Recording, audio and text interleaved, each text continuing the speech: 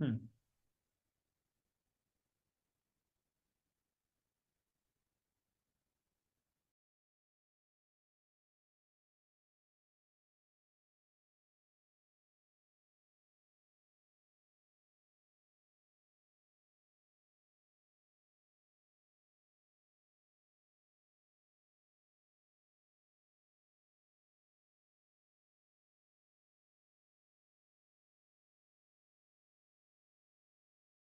How's it going, Rick?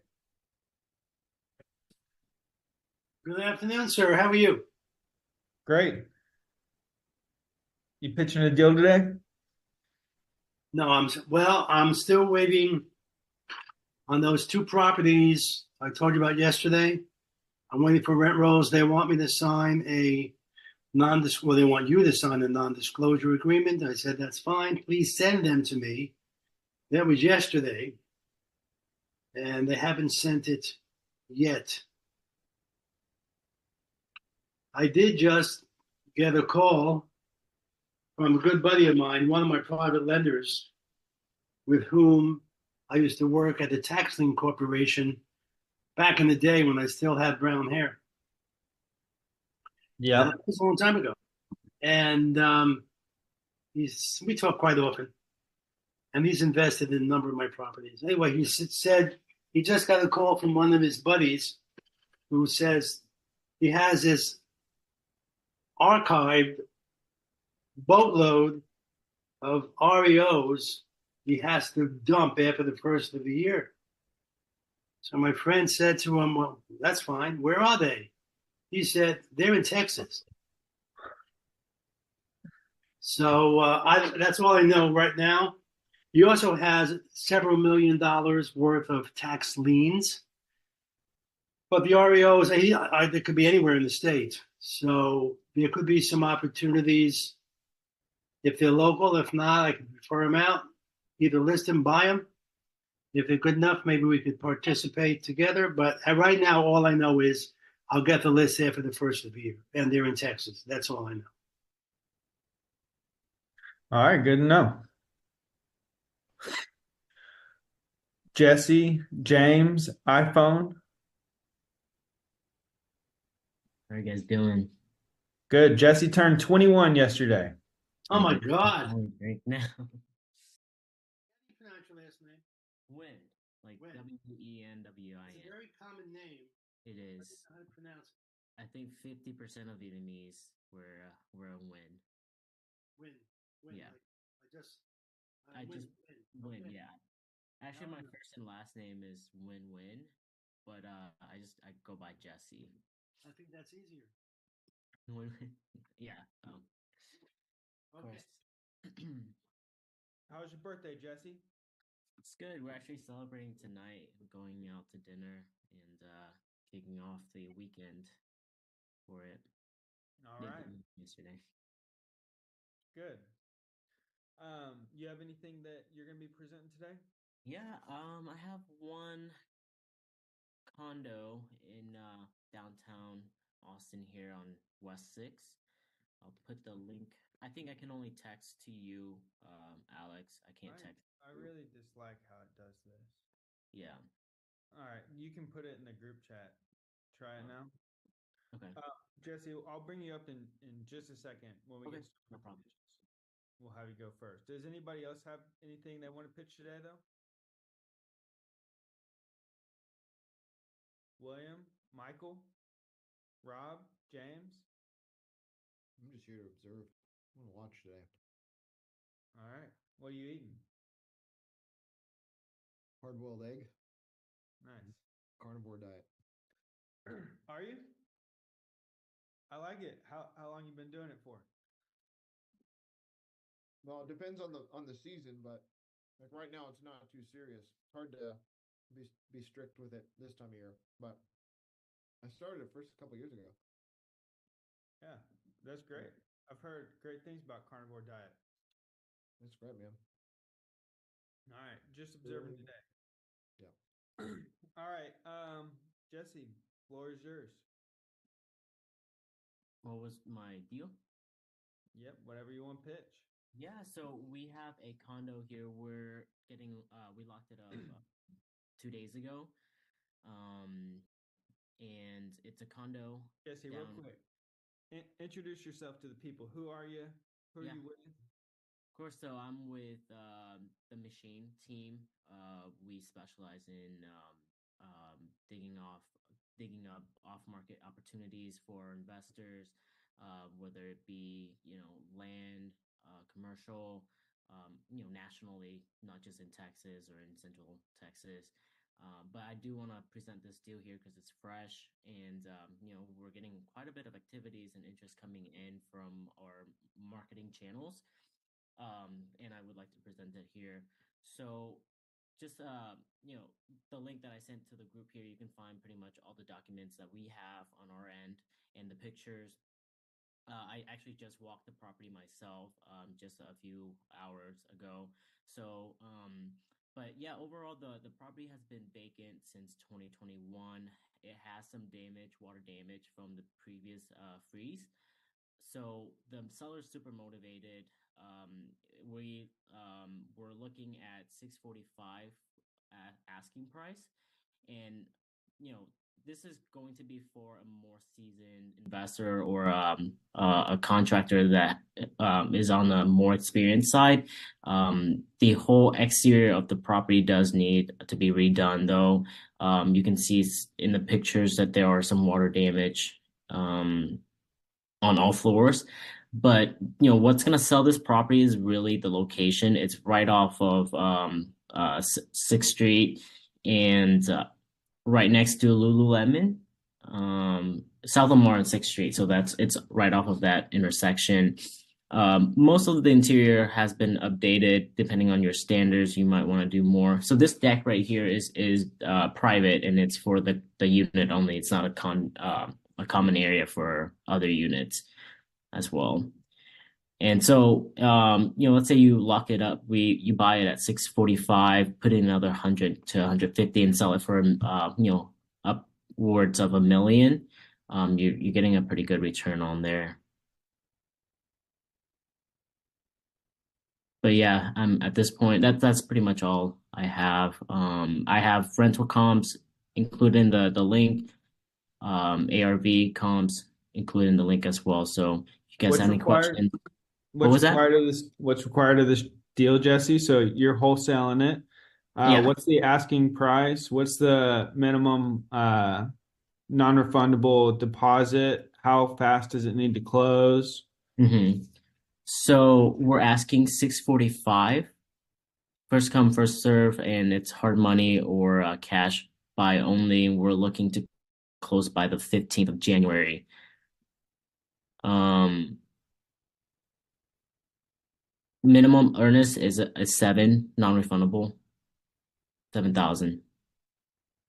Again, this is probably for more seasoned and experienced flipper or um, investor. All right, so 645 purchase price, 7,000 non-refundable deposit, about 24-day close, cash or hard money. Anything else on this one? How can people reach you? Yeah, you can I can text in the chat here. You can text me or give me send me an email and we can talk more.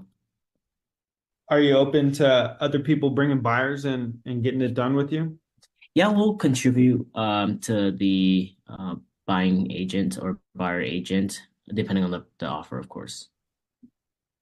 Okay. Uh, it's pretty sweet property. I went and viewed it 4 months ago. Um, it's actually this purchase. Well, I forget. I think it actually is. The original seller bought it for more than this in 2017, I believe it was. Uh, and it's a good property. Question is on us why we didn't buy it is we don't really like doing these higher end flips, but it is in good condition. The entire side of the uh one side of the condo is missing the entire stucco. Right. So Yeah. that's the big renovation that needs to be done on it. And it's a very unique story with the previous or current owner, or well, previous owner and the condo association. They were in a lawsuit for litigation for a couple of years in reference to who's responsible for fixing all those damages. And what happened was the condo just came to terms and they settled where the HOA agreed to buy the condo from the seller. Uh, and that's what's happening here. Okay. Anybody have any questions for Jesse on this one?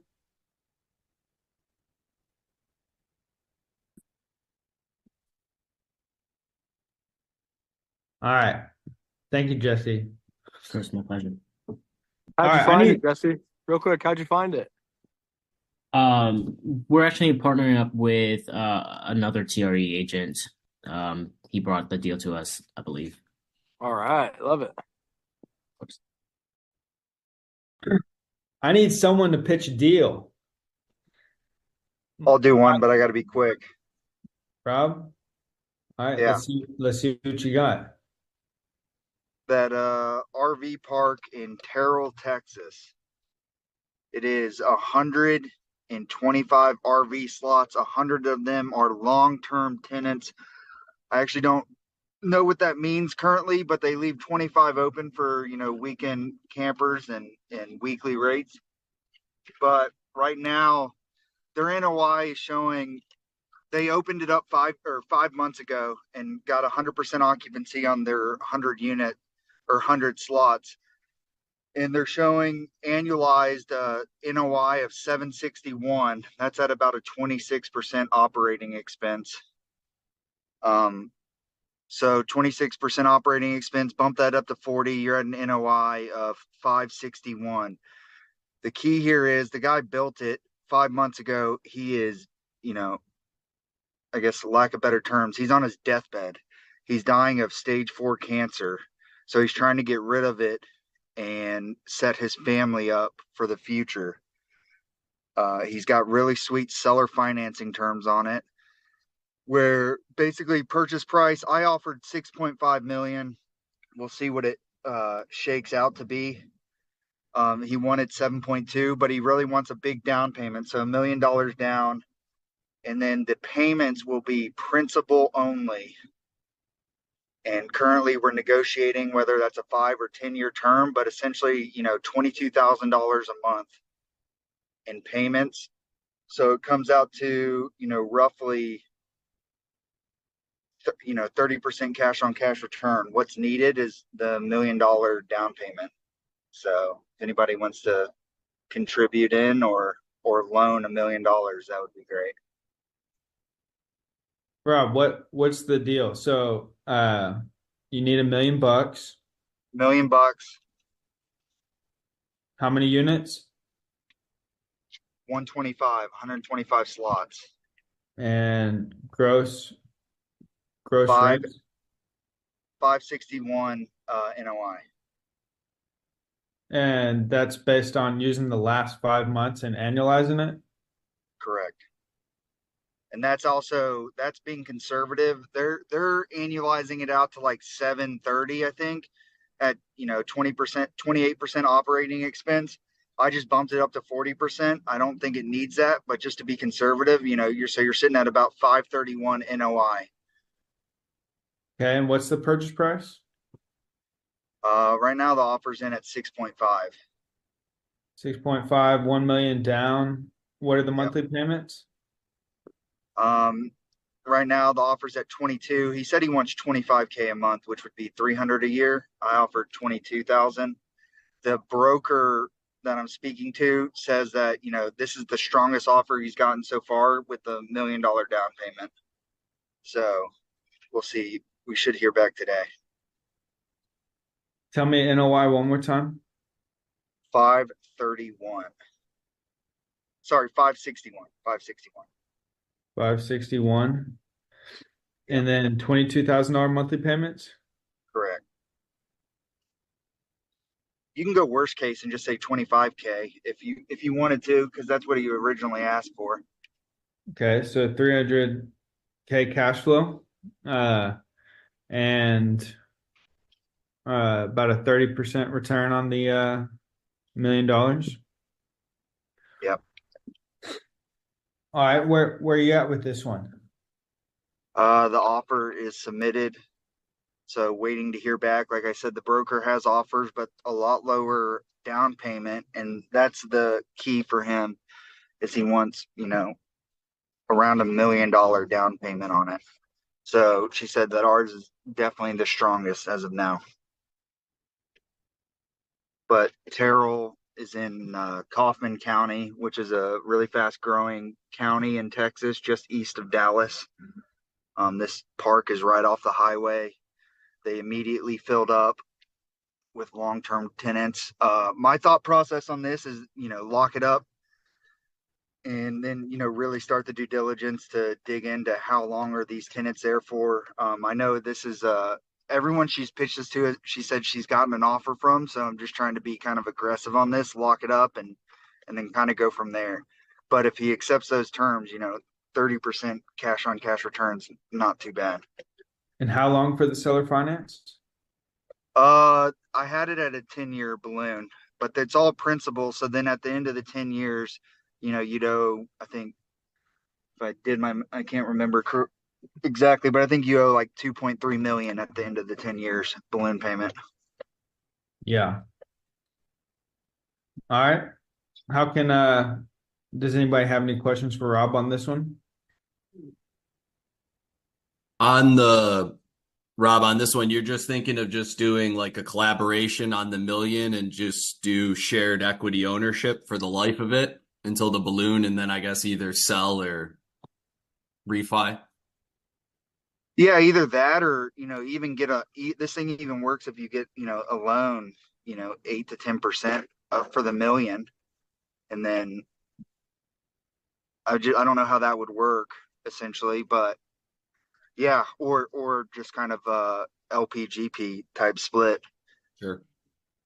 Yeah, I mean the principal only aspect of the payments is what's huge about it. I mean, over those 10 years, you're gonna have such a massive pay down. Why still such a strong return on the money? So, I mean, that's why Right.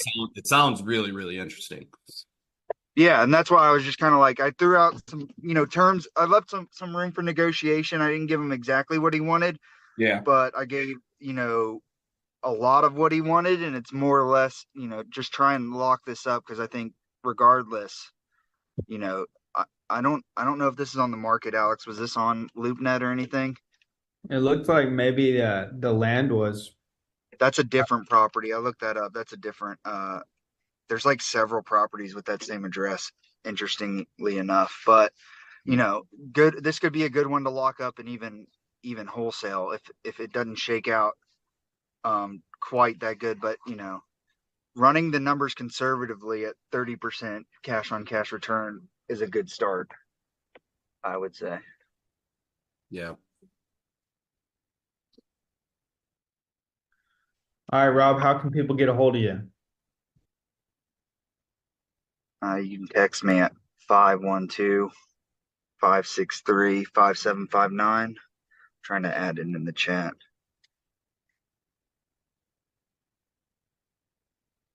Rob, any updates on the other deals you're working on? No, just waiting to hear back from them. They've been pretty slow. What about Thibodeau? They accepted Matt's another favorite offer. word. Yeah. They allegedly accepted another offer. That offer only has 15 days due diligence. So at the first of the year, we're going to reach back out and see if they're continuing on with it or not. All right, cool. Thank you, Rob.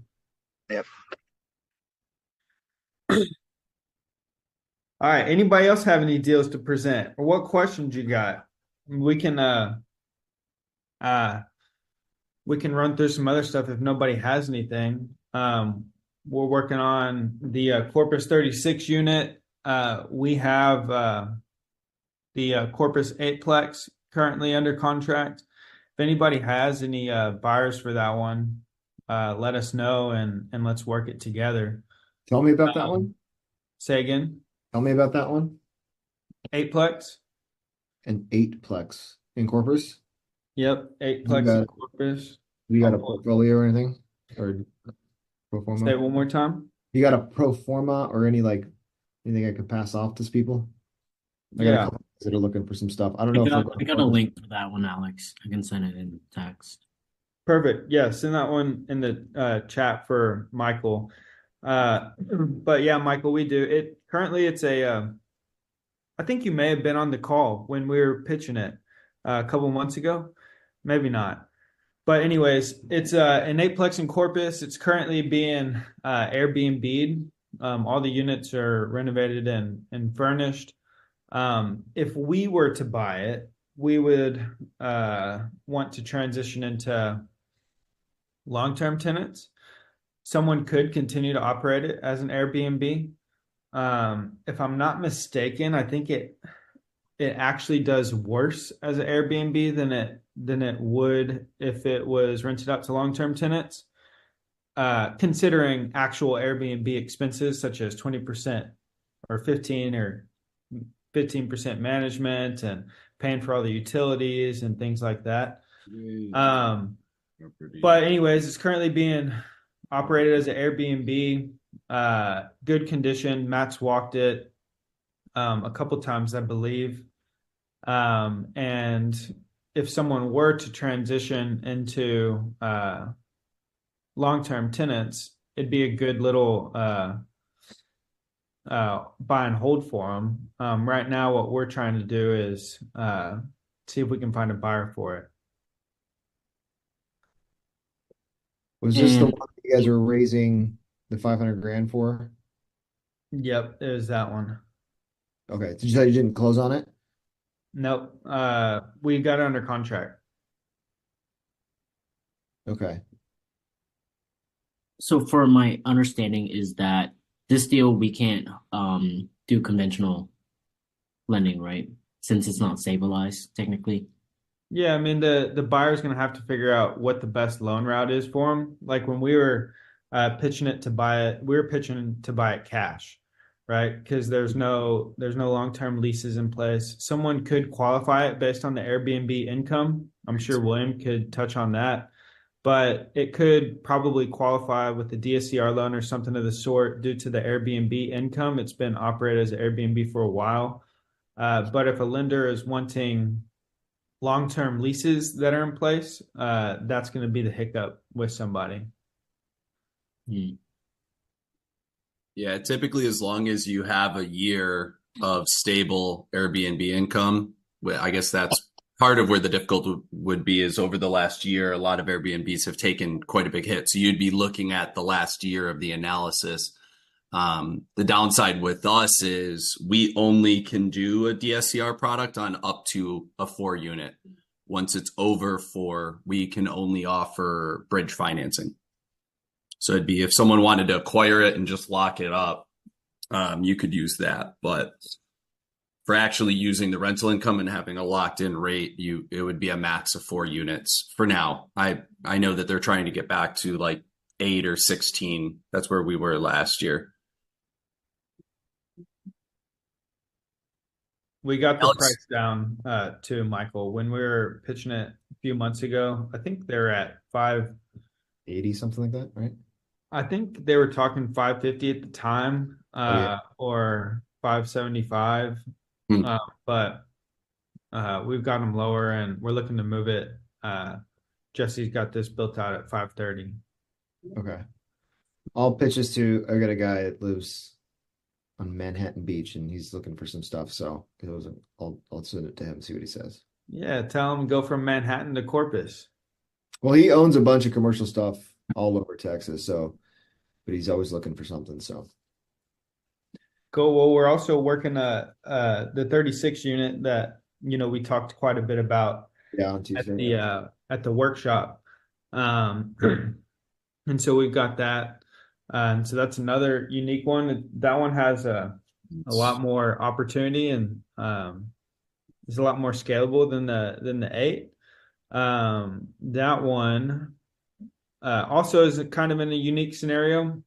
That one is likely not going to be able to get the best financing day one due to their current occupancy and how they've been managing the property. But that one has the opportunity to be a good deal once it is, turned around and stabilized.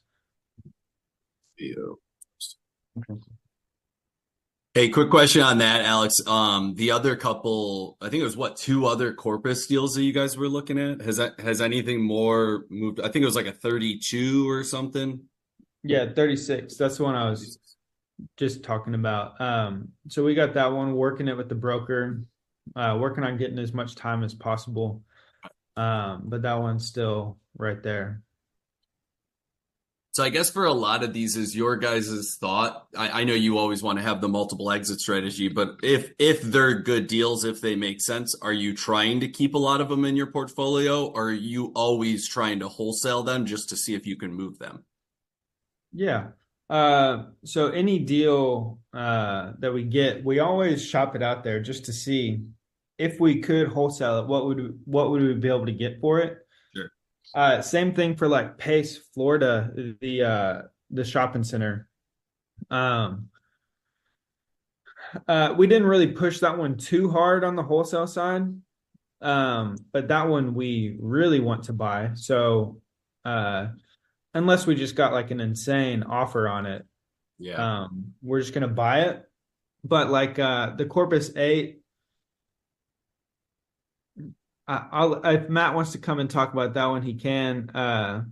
We right now we're trying to just wholesale it. The better opportunity for the opportunities that we do have is the 36. And Yeah. so for the 36, we'd like to buy it. But we're also gonna shop it out and see what somebody else would pay as well. And depending on what the response is, we can evaluate the decision at that time on, what's best. But Yeah. always looking to buy and hold the best ones. Yeah. I mean, it makes sense either way. Even if you're just sending it out there just to verify the actual value of the property, like it's always worth what someone's willing to pay. So even knowing like, okay, everyone's coming in lower than whatever we're at, we're like, okay, maybe we have a little room to try to renegotiate the price. So that makes sense. Exactly. Yeah. Basically, we do it for validation, Sure. right? If we get like the Corpus 36, if we have it at 2.1 and we shop it out and everybody comes back and they're at 2.8, 2.9, then we feel pretty good about it. If Yeah. we shop it out and everybody's like, I wouldn't touch this thing unless I could get it for 1.5, then we don't feel that confident in what somebody else would pay for it. And so it serves multiple purposes. One, validation for us and what other people would be willing to pay for it. And two, it does provide that extra exit strategy in case we do want to go that route. That makes sense? No, it makes complete sense. What else you guys got? Andy, you have a deal to present? Andy was looking at something in Corpus earlier.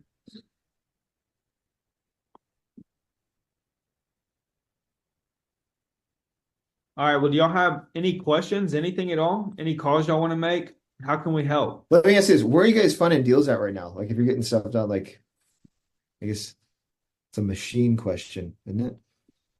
Everywhere. Yeah. Like, are you utilizing anything specific, like for your source or anything? Man, to the biggest deal source, I'll let Paulie speak up too, but this is something we've been saying for a long time, and the biggest deal source that we've always had is from other people, from brokers, agents, wholesalers, constantly sending stuff to us. And so that still remains to be the largest source of potential deals that we find is just people sending stuff to us and us, building relationships with other people to send stuff to us. But looking at CoStar and things like that, and then Poly and Machine are doing stuff as well. Probably any insight on that for Michael? Yeah, I think one of the things that's working really well is just us. Facebook networking's doing a lot. I think even I'm thinking about it is beginning to look at LinkedIn, but for sure, Facebook networking is been tremendous as far as creating conversations. And the basic strategy is comment on the posts, get to know the people, and then once we find out a little bit more about what are they? Are they an investor? Are they a wholesaler? Are they an agent? Are they a lender? Like what's going on? And then we got a little script on like how to find getting to know them a little bit deeper, what's going on, and then seeing what kind of opportunities come out of that. Okay. So I mean, we have a lot of activity out of that. That's good to know. What about for you, Michael? Well, I just kind of go into direct to like owners, and it's just been it's kind of, I feel like once we hit September, we hit a wall on my side of things. So it's like we've just been, calling, still hitting the expireds and doing stuff like that, and seeing if anybody wants to do anything, get rid of their property, and that just seems to be it's just unfruitful right now. So I'm just kind of see where you guys are finding stuff, but And you're referencing like for you and clients? not so much for clients, for me personally, like if I can, find a way to make, if I can find some wholesale deals, flip them that way. I've got investors, that are my clients. So that helps, if I come across something, I can pitch it to them first, obviously to the community as well. But yeah, so I think just trying to figure out like the best way to acquire some properties. So yeah, just kind of going through the process and Yeah. put the calls in, So Out of all the deals that Matt and I have bought, maybe less than 5% have come from us going direct outbound oh, marketing. really? Like 95% plus have all come from other people bringing them to us, whether it is wholesalers, agents, brokers. And it's such a great way to do it because there's a lot of outbound initially, right, to build those relationships in a sense, but it's such a easy conversation of saying, hey, Michael, this is Alex calling about your listen over here in 78723. We're buyers. We, own 100 properties. We have this, we have that. We're looking to buy some more. Wanted to see if we could structure something with this one and kind of talk through that deal, just like we do on these phone calls, right? And then to just ask what else they have and tell them, we'd love for them to represent us if they want to bring us deals, seeing if they know of any other opportunities, and then having conversations like that, 50 plus times a day, every single day for years just leads to so much being sent to us. Yeah. And I personally believe that is the best way to do it because, if it's just you sending out mailers or cold calling or whatever it is, I think it's great. But when you have 2,000, 3,000 people out there already doing that and then just bringing you the opportunities that they find, it's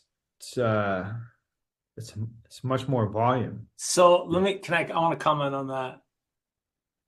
Go for it. Yeah, I think you guys. Let me comment on the flip side of the coin of that because I'm looking right now at what's in eval and what's in dispo for us, and about since the machine started in the last 60 days, like what's in dispo and eval, it's like half and half on like what's been incoming versus what's been outgoing in regards to deal sourcing. So I think for Matt and Alex, they've had such great relationships. They're local. They got the brokerage and the value of the brokerage and the value of the relationships long term, and 100%, like that's always the best. And when you get started, Mike,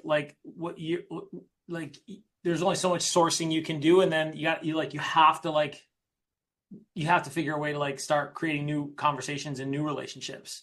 Yeah. And so the Facebook networking has really been a lot more productive than I realized. And Matt was telling me about how Alex was telling me about how Matt did a lot of that prior and still does.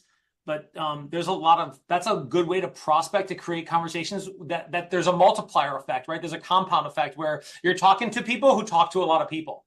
Yeah. And so if I can create a multiplier effect with people that talk to a lot of people, then that helps. But there is effort, and it's not completely lost in regards to some of the outbound stuff that you do that's specifically targeted with,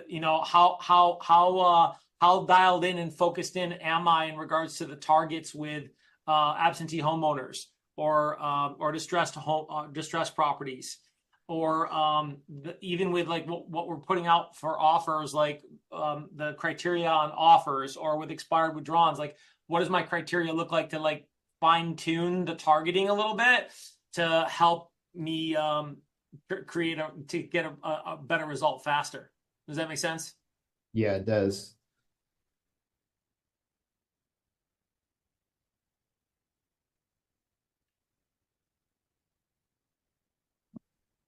All right, that's good to know. What else we got? What else can we help with? Michael, what are you doing for Christmas? We got church stuff going on, lots of church stuff. My wife works for a church. So, and then once that's done, I'm going to veg out for the next, I'll be checking out of the office here at the end of the day until the 2nd. So